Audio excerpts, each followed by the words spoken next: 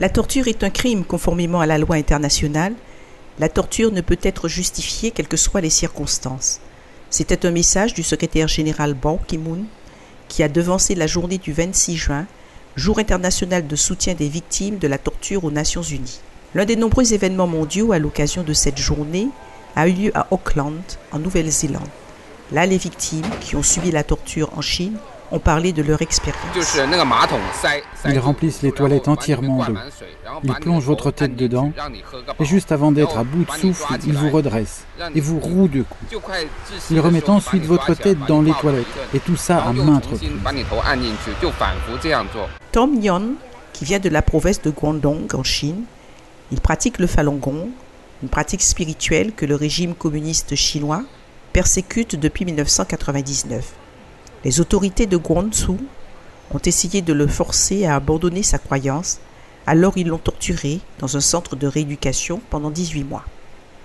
Une pratiquante de Falun Gong, Yan Rei-hu, a également été torturée pour ses croyances. Elle a été détenue dans un centre de lavage de cerveau à Guangzhou pendant plus de 2 ans.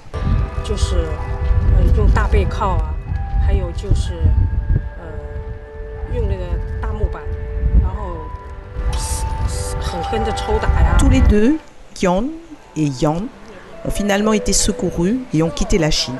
Mais Yan souhaite que plus d'actions soient faites. J'invite tous les gens bienveillants du monde à réagir pour aider à faire cesser immédiatement la persécution des pratiquants de Falun Gong.